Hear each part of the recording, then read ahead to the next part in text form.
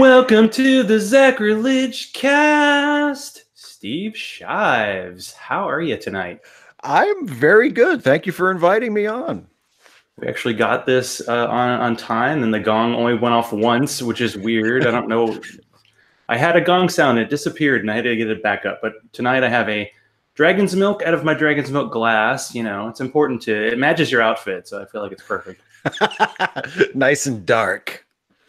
I imagine in the Steve Shives lair somewhere, it's like the bat suit. There's like 50 hats and 50 black shirts. Is that pretty much it for you? There is a stack of old hats. It's not in this room. It's in another room, but there is a stack of old hats. I don't know why I keep them because I never wear them after I replace them. But yes, I hold on to my old hats like a serial killer. Well, I usually, to begin the show, I do an out of context quote, but even though you have like 10,000 hours of YouTube videos, I decided to just say I appreciate the press your luck reference in your time changer review. And if you don't know that review, well, after this is over, you can always see the link to check that out. I'm glad you liked that. I think I probably would not have even done that, except they did a press your luck riff on Saturday Night Live like the week before, I think, where they did like a press your luck like game show. And then and when I do those Christian movie reviews, the why did I watch this? I always try to come up with like a little skit or something to sort of put in it to make it a little bit more than just me talking about a movie. And I was like, what am I going to do for this one? And that's just what I came up with. So I'm glad you liked it. So wait, you're trying to say it wasn't random that you picked that movie? No, I knew I wanted to do that movie. Actually, I got the movie and then I was like, all right, how do I write this? Or like, how do I make this video something more than just me pissing and moaning about a movie I didn't quite like? So I came up with the press your luck gimmick. Well, it was a nice angle there. So do you have a rebuttal speech planned for the State of the Union address tonight? I believe I am the only American citizen who does not have one. I think everybody else is going to be offering a rebuttal speech to the State of the Union. I, on the other hand, will not be able to offer a rebuttal to the State of the Union because I'm not going to watch it. I'm probably going to be watching Parks and Rec on Netflix instead. Oh, that's a good backup choice right there. Thank you. I think so too. Well, let's take things back. Let's just assume that not everybody in the world already knows who you are, who listens to this and listens to your show. How did you decide, back in the olden days, to start your YouTube channel? The good old days of like 2010, 2011. Right. The old days. Oh, remember how things were back then. Yeah, I started. It's weird. I don't usually do response videos on my channel. I always do original stuff, but my very first YouTube video was a response video, and it was a response video to a guy who I don't even think does YouTube videos anymore. Or if he does, I think he does them under a different name that I can't quite remember at this moment. But he used to post under the name Veritas48, and he was a Christian YouTuber. And he posted a video called 5 Questions for Atheists. And I thought, oh, this looks interesting, because he was nice about it. He wasn't like trying to be a jerk or, pick a fight or make it look like, oh, look how silly atheists are. He was trying to actually start a conversation. And I thought, oh, okay. And I had some interesting answers, I thought, to the questions. So I made a video about it, and I thought it was fun. So I've never stopped doing it. Well, how has the channel kind of changed over the years, other than I've noticed the slight darkening of the beard and the occasional hat replacement? That's the only real change. I would say I've, in terms of the amount of content I produce, it's kind of gone up and down. I had a run for a few years there where I was doing a minimum of 5 videos a week. And I scaled that back last year just out of necessity, because I realized like I want to put work into the videos and have them be good and have them be something I'm proud of. and I just couldn't, I just didn't have the time to keep doing that many. So I scaled them back. So putting out less content overall is something that has changed in recent years. More, I guess, probably more political content now than I used to, more like sort of social activism type content than I used to, a lot more Star Trek content, because that's like, not only is it a lot of fun for me to do, but also people watch those videos. So that's nice.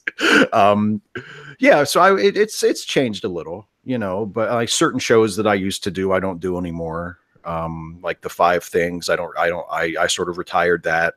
The Atheist Read series that I used to do, every year, I retired that after last year. So I've, you know, certain things I've done have I've sort of put things down and picked new things up. Hopefully the only major change is that I'm a lot better at it now than I was when I started. Well, let me ask a softball question about a baseball hat. So Oh, what's the story behind the hat? Oh, that's it. Well, that is a softball question. It's the Hagerstown Suns, which are my local minor league baseball team. They are a single A baseball team. And for anybody who doesn't know how minor league baseball works, single A is like the lowest level, at least the lowest like major important level. And it's the Hagerstown Suns. They're my local team, and I wear it. I wear it, I guess, to show a kind of local pride, which is kind of strange because I don't really have that. But I wear it anyway. I guess it's to identify myself as someone from Hagerstown or from this area, which I am. And I guess it's kind of like wearing a scarlet letter. I just want to let people know that I'm not hiding anything from them. I am from Hagerstown. I'm not trying to pull one over on anybody. I admit it. I wear it. I can't run from it. So that's the story of the hat. You're just kind of out there. I'm telling you, I'm really enjoying a much fuller chat room than usual. I have like 10 people, including one Beta Cuck Shives, Liquid Demons, Evolution False. I haven't actually had like a they sound like real such Christian in a while, so they sound like such charming people. So my beer's up to you. I'm sure there'll be some good questions that you've never heard before, having read like 15 apologetics books. So when did you decide to make your cat into like a co-host for some of your shows? You know what? It's just that we got a cat, and I am endlessly charmed by my own cat. We've had her for over 10 years now, and I am still just as interested in like everything she does as I was when we first brought the cat home. And it was, you know, it was like, oh, look what she's doing now. Look what she's doing now. Look at her. I'm still in that phase. Like, I'm just fascinated by the cat. I think she's adorable, and I think she's interesting, and it's honestly, it's weird that I don't have her in more stuff. Like, anytime, really the only time I've had her in a video recently has been if she happens to be in the room when I'm shooting a Steve and Stuffy video, and I can sort of get a shot of her to sort of include her. But one of the shows I used to do that I don't do anymore, and now the Good News series, that's the one where I had her in every episode. I decided to give her a break. Well, I don't know if it's accident, but I am wearing my Real Men Love Cats nice shirt and black and white cats. Accurate. Got something in common. Hey, yeah, there you go. So what is the current like schedule for your shows? Do you have them like, okay, Monday I'm doing this, Wednesday I'm doing this? Because I saw Facepalm 5, I think, on Monday, but I didn't know if you have a set schedule for what you do every week. Oh yeah. Yeah, it's all rigidly scheduled. Yeah. Facepalm 5 comes out every other Monday. And then Wednesday is videos go out Monday, Wednesday, and Friday now, but not every Monday, only every other Monday. Every other Monday is just a free day. I don't put a video up. Then there's always a video on Wednesday, and that's when I put up the Star Trek videos, if there is one that week. And that's also when I put up, like, you know, what you were saying with the Time Changer review, the Why Did I Watch This movie reviews, and other stuff, like sort of random videos that don't fit into a series or a category. And then Friday is Stephen Stuffy, or when Stephen Stuffy is off, as it is now, starting this year, I also started doing a new show called The Whirlpool, which is it's kind of a religious satire where I play a character who is a member of a very strange traditionalist Catholic breakaway church. And it's sort of his like weird YouTube show. And yeah, I have days when I have shooting days and editing days and writing days, and it's all like broken down and very, very finely scheduled. Now, are people frightened when they see videos of you with hair? Yeah. I got a comment from someone who said, I can't believe you have hair. And I said, yeah, I do, but that ain't it. I mean, but people are, you know what it is? People are like weirdly fascinated by the fact that I have a hat on most of the time. It's not, and people think that like that I don't ever take the hat off, or that I'm afraid to be seen without the hat or something. Like, I have hair under the hat. I'm not hiding anything. And if I were bald, I wouldn't care. Like, I don't give a shit. Like, the hair under the hat is so unremarkable. It's not worth worrying about. But yeah, I guess it's weird to see me without just a hat on, because that's my look, you know. So when I come in dressed differently and, you know, with a wig on and playing a different character, I guess it is a little weird because I don't usually do that. Well, do you find it odd that when it comes to like the podcast versus YouTube world, like podcasts have these highfalutin names and usually hard to spell, like mine, because that's good marketing.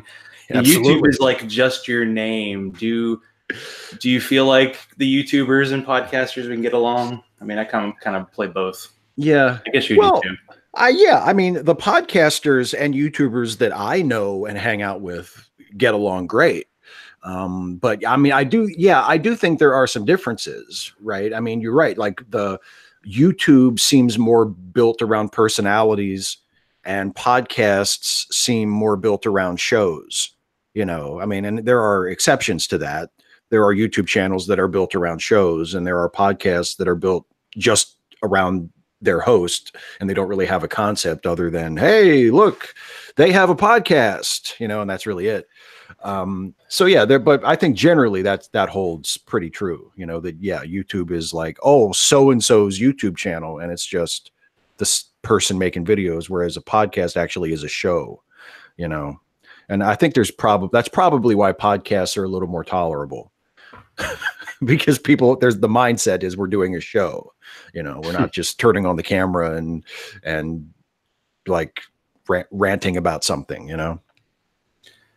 I don't know. It seems like YouTube is more work, because even tonight, I mean, I've done a bunch of these, but even tonight I was like, oh no, the lighting's a little funky, and oh, I had to move my microphone. Oh no, the mighty microphone cannot move. And you try to get the sound right, and I don't even really think, oh wait, someone's actually looking at me for most of 45 minutes. That's why I like my guests to talk more. Right. But well, I was just wondering, I didn't, you know, I haven't heard you on like a ton of podcasts, but then again, my problem is I can't listen to podcasts because when I'm interviewing somebody, I'm pretty much watching their show for a week. So you know, it's tough. Because you put effort into your show. You have to actually. I don't know why, but sometimes it just happens. It's an accident. Yeah, I mean, it is. You're right. It is a lot more work. I mean, YouTube, for obvious reasons, you have the visual element, and if you care and you want it to at least look presentable, yeah. I mean, look, I'm the guest tonight, and I set up a light over here and a light over here and two blue lights back here, so it at least looks like something. You know, it is. If you care about the presentation, it's like a whole other layer of production. And I tell you what, it really seems like a lot more work to me, because I co-host a couple of podcasts, and my co-host on those shows, Jason Harding, does all the work. So like literally my experience of hosting a podcast is sitting down in front of my microphone and hitting record and then sending it off to him, and he does all the work. So my experience is YouTube is me doing all the work, and podcasting is my friend doing all the work. So I definitely experience a difference between the two. So what, I mean, is it like your Star Trek and kind of movie review stuff that are the podcast? I should Yeah. ask you, since you're on a show about your shows, what are all your shows? Yeah. What do you really do, Steve? Come on, tell us all. Other than other than the YouTube videos, the podcast that I co-host with Jason there, and you can listen to them. You can go to the website letmelistenpodcasts.com. And they're linked on my YouTube channel as well. And I co-host two shows with them. The first one is called Late Seating, which is a movie review podcast where we review classic films that have a certain reputation that everybody has heard of. You might not be a movie that everybody's seen, but it's a movie everybody's heard of, and they're either widely known as being good or bad. And we just give them a fresh review, as we say, and decide whether they deserve whatever reputation they have. And that show is a ton of fun because me and Jason both love movies. And then the second show that we started last year is a Star Trek comedy podcast where we play low-ranking officers aboard the Enterprise during its original 5-year mission, as depicted in the original series. And we sort of build our own silliness and bullshit on top of the classic Star Trek episodes. And that's been a ton of fun. That's one of my favorite things that I do now. So yeah, that other than a couple of my YouTube series that I am like particularly attached to, that's one of my very favorite things that I do. Well, at what point were you able to make a full-time living doing this? It's been my full-time job for almost the entire time I've been doing it, honestly, for at least the last 6 or 7 years.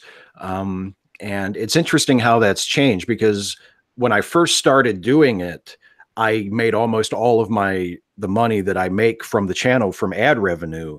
And in the last 4 or 5 years, the ad revenue money has taken a dip, and I make almost all of my income from the Patreon page. But wherever and then like the last couple of years, because the Star Trek videos have gotten a lot more views, the ad revenue has gone back up again, which is very nice. But yeah, I've been doing it as my full-time job, and with the schedule I told you about, where I have it broken down so I know what I'm doing every day. And I basically go to work. My wife and I wake up and we have breakfast together. We watch a little TV, and then we say, okay, let's go to work, because she works from home too. And she goes into her work area and I go into my work area, and we go to work. And yeah, it's been like that for, I would say, at least 6 or 7 years. I've been very lucky that I haven't had to have a real job for that many years, that YouTube pays the bills. Now, if you were at like an atheist or skeptic conference, you would probably be mobbed and super popular, and everybody would want to talk to you. But what is it like going into like a mixed kind of company, like a party or somewhere when people don't know you, and you have to like say, what do you do for a living? I say I have a YouTube channel, but yeah, it's one of those things that can go a couple of different ways. Like sometimes people would say like, oh, and you can just tell they're being polite, like, oh, you have a YouTube channel. And then other times people seem genuinely interested or excited by it, just because I guess it's still pretty unusual. It's unusual for a lot of people have YouTube channels, but I think most people think that everyone who makes a living with their YouTube channel is like super famous, or someone who has millions of subscribers. I guess it doesn't occur to people, unless they're involved in it, that it's possible to earn an income without being like a household name or having a million subscribers. Because I certainly am not that, I'm certainly not like, an actual famous person. And actually I don't even really get that. If I go to an atheist convention, I mean, there are people there who know me, who know who I am, but it's not like I'm, a celebrity.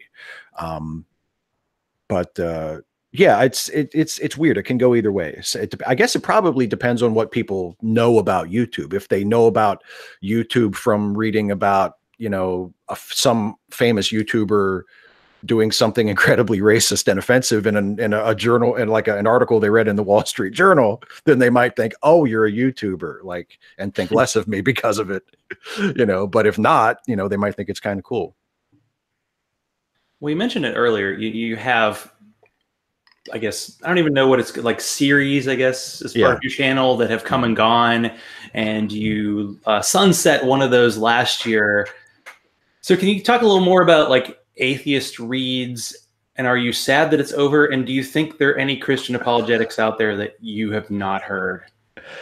Um, I don't know. It's weird. Like, I'm a little sad that it's over. Because there was part of me that did enjoy it, even though I can't say I really liked any of the books. The closest I came to actually liking one of the books was the Screw Tape Letters, which was one of the last ones I did, which is the C.S. Lewis book that is kind of is written as sort of a satire. So it's not like a straight apologetics, argument. It's more creative and a little bit more fun. But yeah, I mean, I liked doing it. I thought I was doing something that was useful, and I miss that. Although I make myself useful in other ways with other videos I do. But on the other hand, the reason I stopped doing it was because I wanted to stop before I got sick of it. I wanted to stop before I hated it. And it wasn't at that point yet, but I could feel that it was going to get there. Like, I had done it for, I think when I stopped, I had done it for 6 or 7 years, 3 or 4 books a year. And I just got to the point where I thought, if I keep doing this, number one, to answer your second question, I think I have seen pretty much all of the arguments, and I've answered them all. And I like, after a certain point, the challenge of the show became finding creative ways to answer the same argument that I had already answered 2 or 3 or 4 times before without just saying the same thing I said the last time. And that became fun, but it also became like, I've already done this. I've already answered this. I've already responded to this.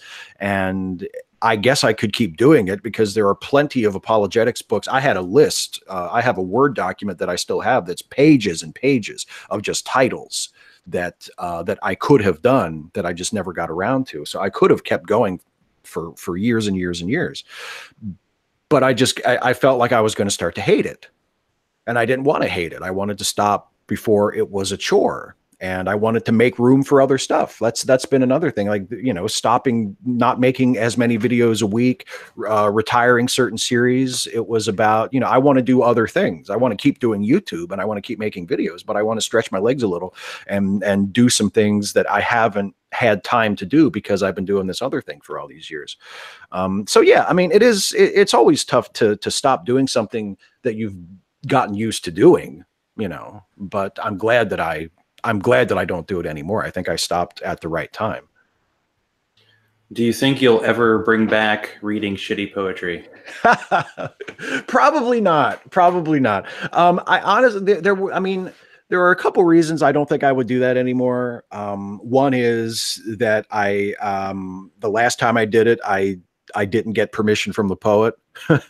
And also, I think there's something about that for me today seems a little mean-spirited. Like, even if I do genuinely think it's like a really shitty poem, I feel like it's kind of like dunking on someone. And, if the worst thing they did was write a shitty poem, they probably don't deserve some asshole in a YouTube video making fun of them for it.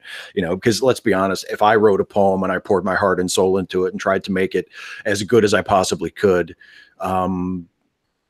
there would be plenty of people who would read it and would think it was just as shitty as any of the shitty poems I read once upon a time. And I might agree with them if I got some distance from it, So no, I don't think I would ever do that again. Well, is it easier for you to watch Christian movies that will be problematic for many reasons other than like movies you actually like Superman Returns with problematic people behind the creation? Oh man, that's a great question. I think the Christian movies is probably easier because I don't feel close to them. You know what I mean? Like, Superman Returns is a movie that I really truly love. Like, I love that movie. It's one of my favorite movies. And now every time I watch it, it's like, oh shit, there's Kevin Spacey. Oh shit, this was directed by Bryan Singer. Like, you can't get away from it. And it takes some time to sort of move into a headspace where, like, okay, I'm just going to focus on the movie. I'm just going to enjoy it, you know, as a movie, as a work of art. I'm going to feel what I felt when I saw it the first time. There's a lot going on. Whereas if I watch a crappy Christian movie that I have no connection to, you know, I can approach it in a different way. And I don't have any sort of conflicting voices in my head going, you know, isn't it a shame that you can't enjoy this the way you used to? Because when something like that happens, when you, like, I've been watching Parks and Rec, like I mentioned a minute ago when we were talking about the State of the Union. I've been going through Parks and Rec on Netflix, and Louis C.K. has a recurring role in that.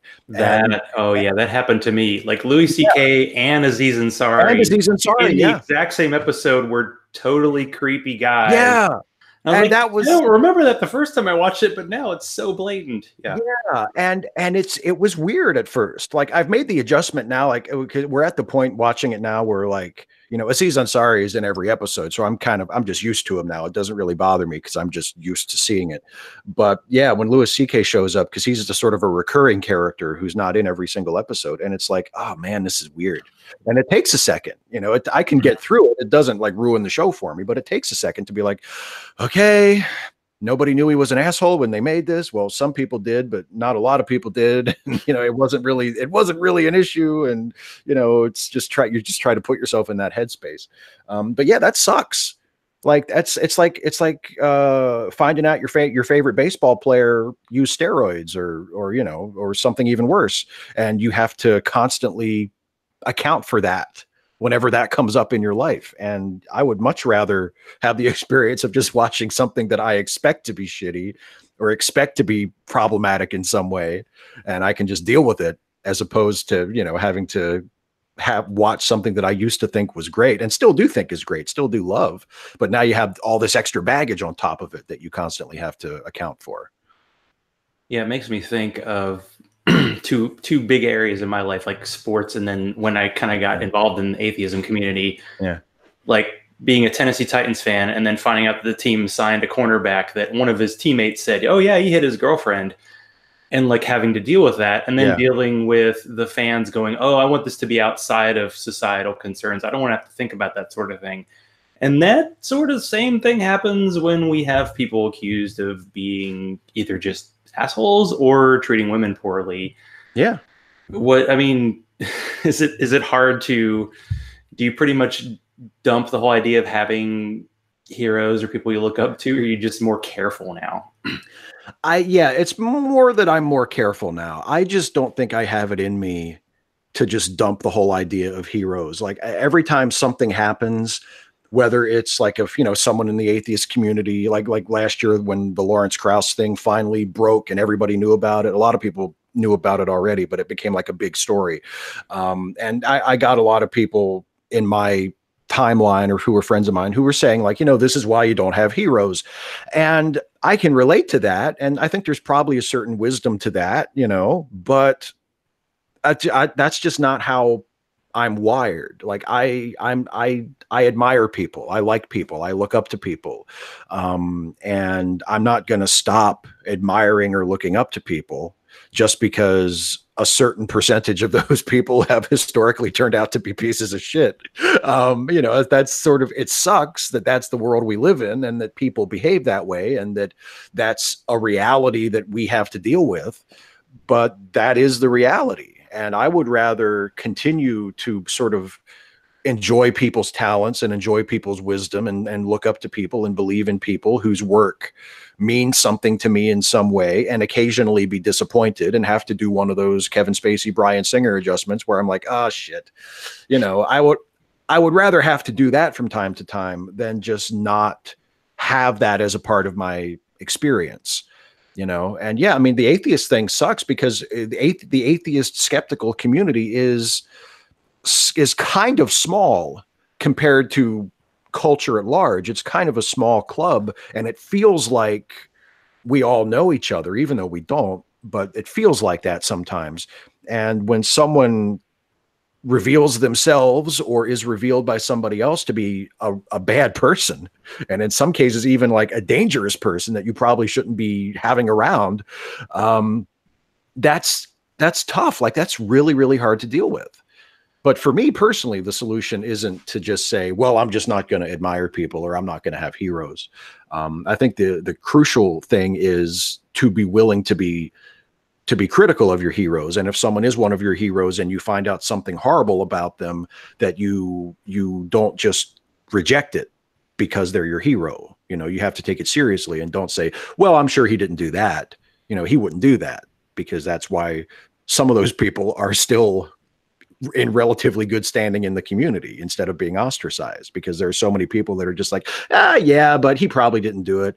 And even if he did, it probably wasn't that bad. And even if it was, you know, did you read that book that he wrote? That's an awesome book. That book changed my life. You know, there's a lot of that going around where people are willing to make excuses for their heroes. And I think that's bad. Shouldn't do that, but I'm not going to get rid of like the practice of having heroes. Yeah, it's tough sometimes to realize when you become dogmatic. You think, oh, we got rid of religion, now we're cool. And then you go, oh, wait, maybe we're not. Now, this is something that I feel like is different on the YouTube end versus podcasting end. Yeah. In YouTube, you can be really loved by people, and you also can be really hated.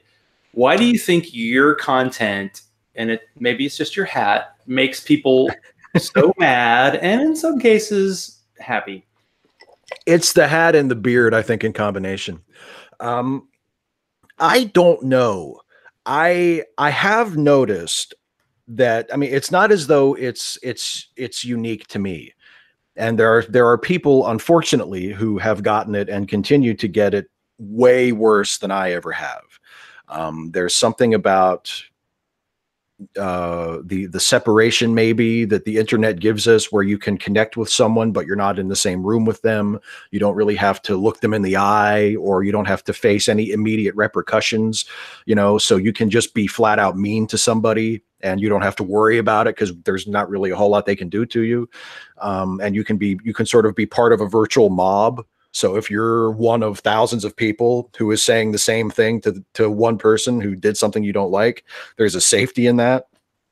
And I think it just, people just are more likely to engage in that kind of behavior online. And it's a shame. So I mean, the things that I do that seem to provoke that kind of reaction from people are the same things that other people do who get the same thing. You know, I mean, the first person I was aware of who experienced it in like a really major way was Anita Sarkeesian.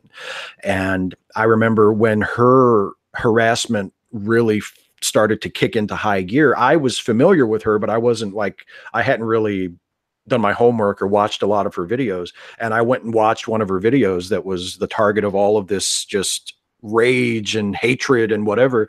And I was shocked by how middle of the road and inoffensive it was. I mean, it was a woman critiquing a video game the way I had seen and read dozens of men and women critiquing movies and TV shows and music for my entire life. And I just thought, why is this? Even if you disagree with her, even if you think that she's wrong about something, or you think she's mischaracterizing something, or whatever, I don't get the level of vitriol here. I don't get why people are so angry about this. And I think it's tough to be objective when you're talking about your own stuff, but I think the same thing happens when people get really, really pissed off at something I've said. Like, I'm not that radical in my politics. You know what I mean? Like, I'm definitely on the left side of politics, but I'm not a revolutionary. I'm not that radical. And I can't think of any like political statement I've ever made that was worthy of that kind of outrage.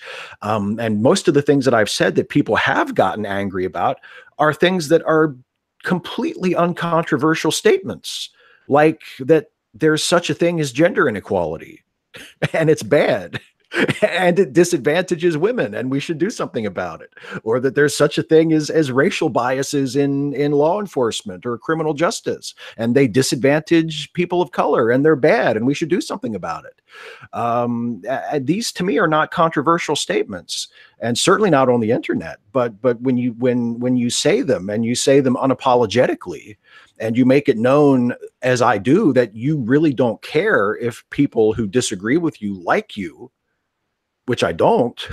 And, you know, you don't really have any interest in reaching across the aisle and making friends with people who are professional trolls and harassers and just bigoted assholes. In fact, quite the opposite. I don't want to be their friends at all. People really react badly to that. And they throw little tantrums and they make videos about you and they harass you on Twitter and they, you know, leave mean spirited comments in your comment section. They just do those sorts of things. And it's too bad. But yeah, it's the sort of thing that happens. And I can't really, the only thing I can say is I don't let it affect my own work. You know, I've never made a video and thought, well, maybe I shouldn't say this because this will piss off some troll. You know, I've never thought that. I've never said, well, I wish I could make a video about this, but I know that, you know, people are going to give me shit over it, so I better not. You know, I've never done that. I've never allowed it to steer or influence my work at all. And I've never engaged with people. Like I don't watch response videos when people make them. I don't respond back. You know, I just don't play. Like I just don't play with them at all. I just do what I'm interested in doing, which is not what they're doing. And that seems to piss them off too. So I don't really think there's any way I can avoid pissing off people who have made being pissed off at people like me their jobs. But, you know, what are you going to do? I guess it's like being an atheist. Damned if you do, damned if you don't, right? Right, exactly. Exactly. Well, let me ask you a deplatforming question, but I will translate it into comic book geek for your pleasure. I love it. Would you do the Thanos finger snap to remove YouTube channels? I don't think I can say that I would do that because the Thanos finger snap just sort of random, at least as far as we know, it just randomly selects half the people and gets rid of them. And I would not want to just randomly kill half the YouTube channels. For one thing, I don't think you need to get rid of anywhere close to half of them. I think you could get rid of a very, very small percentage of the worst channels and it would make a massive positive difference. So there's no need to get rid of that many and there's no need to do it indiscriminately. So no, I would not do the Thanos finger snap to fix YouTube. So this is why you write questions in advance, and then when you ask them, you go, "Oh man, that was." Anyway, we'll move on. Move on. That's a good question. I love the question. Years of questions. We'll just on to the next. You kind of covered this on the last one, but I figured I might as well ask because I feel like this comes up a lot regarding you, and you can tell me to fuck off if you want. It's totally cool. And we can move on to the next question. What is your strategy for unfollowing people or blocking people on Twitter? Has it changed over the years? And how are you able to just kind of go, if you decide somebody is just not on your side and is never going to be on your side, just to blank them out? Well, the way it's changed over the years is thanks to Twitter adding some very useful new functions. I actually don't block people nearly as often as I used to. About 3 years ago, maybe 4 years ago, when I started catching a lot of trolling and online harassment, I would block people just constantly. Like I subscribed to a couple of block bots. I had a browser plugin called Twitter Blockchain that allows you to block all the followers of a particular person. So you just find someone who seems to be like the ringleader, you know, say someone who made one of those attack videos and is having all of their followers swarm you. You can just block all of their followers. I would do that and just block just masses, huge groups of people in a relatively short period of time. But now that Twitter makes it easier to screen your timeline and to screen people out without necessarily blocking every single person, I don't really have to do that as often. You know, I can mute people or I can, you know, screen out certain phrases or whatever. And it's just a lot easier. I can control my notifications. So I only get notifications from people that I follow. So you don't open Twitter and have like, oh, wow, look, I have 99 plus notifications. Like that just never happens to me anymore. So I don't have to block people as often as I used to. But when I do block people, it's either if they seem like they're just a troll, you know, they're just saying something that they're just being disingenuous and just trying to start shit. Or it seems like they might have like a fake account, you know, or they have a trolly user pick, like it's, a Pepe or one of those NPC graphics or whatever, where it just seems like, okay, this is just an asshole who's just shown up here to clog up my timeline. I block those people. I block people who I know to be just awful shitheads. But generally speaking, I don't block nearly as often as I used to, and I unblock people almost every day if I notice that someone I trust and like follows someone that I have blocked. I usually check them out, and if it looks like they're okay, I unblock them. But yeah, it's very subjective. It's a very personal thing. It's like if this person seems like an asshole, or if it seems like they're just showing up to cause trouble, then I block them. It doesn't bother me. It's really nothing to me, because to me it's just, oh, I don't hear from that person anymore. You're not really hurting someone when you block them. You're just saying you don't get to talk to me anymore. So it's not really something I lose a whole lot of sleep over. Yeah, I guess you have to kind of adjust and decide what to do with that. Yeah.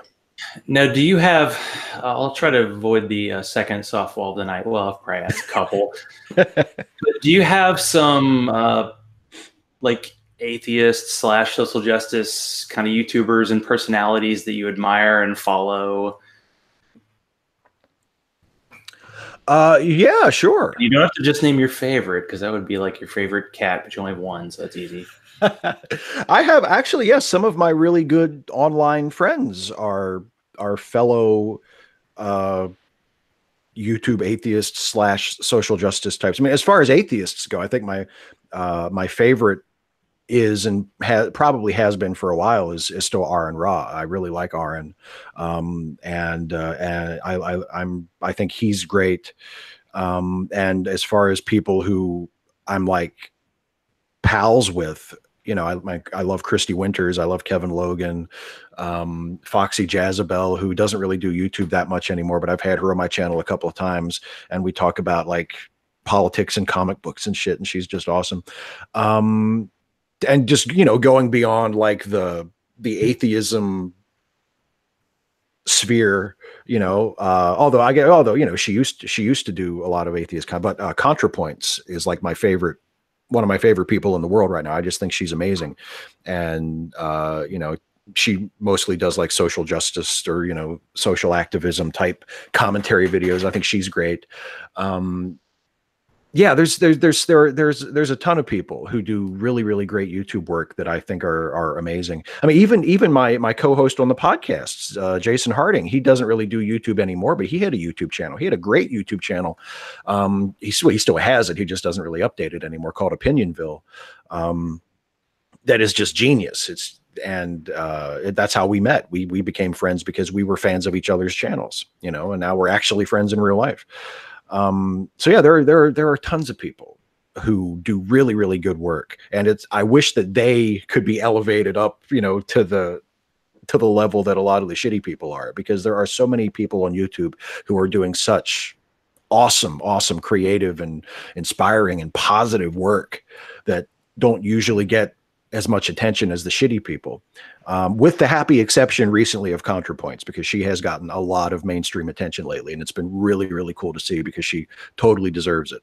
And I wish more people like her would get like that kind of attention, because they deserve it too. Yeah, I think that's one thing I like about the community, is because it's a relatively small community, everybody's kind of rooting for everybody. So if someone does kind of break through and become sort of mainstream, yeah, it's like, oh, that's a win for everybody, because this is someone who's making really good points that we wish we could do in such an artful way. Okay, I'm going to dump the joke question. I'm sorry, Jeannie. I know you want to hear someone tell a joke. I'm going to throw the hardest question I can think of at Steve Shives. Oh, God. Okay. If you end up in a desert island and you're only allowed one episode of Star Trek content for the rest of your existence, what would that be? Oh, this is this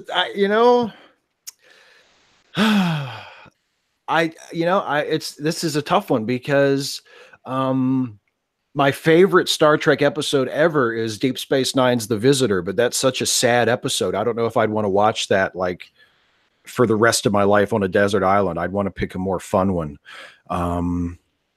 maybe a mock time from the original series, the one where they have to take Spock back to Vulcan so he can get married because he's in a very because it's been 7 years and he's in a very delicate way. And I think that's the first appearance of the classic Star Trek fight music, when Captain Kirk and Spock have to fight on Vulcan, and that's the first time we hear the da da da da da da da da da da da. So I think I'd go with that one. Sounds good. Well, goodness gracious, 45 minutes somehow in the books. It flew by. So the question is, of course, where can people find Steve Shives online? Oh, and boy. What's coming up? What's next? What's going on? Oh, okay. Well, you can find me. You just go to youtube.com/Steve Shives to see my videos, and to hear the podcast that I'm on. You can go to letmelistenpodcasts.com. Or just search for Late Seating Podcast or the Ensign's Log Podcast, because those are the names of the shows. And what's next? Right before we got on the air here, I was finishing up my video for tomorrow, which is a review video about a documentary of that was released about 5 years ago that people may remember from back then, but I didn't see it until recently, called Kidnapped for Christ. That made me incredibly angry and also made me incredibly admiring of the filmmaker, because it's a great movie about a really, really, infuriating subject.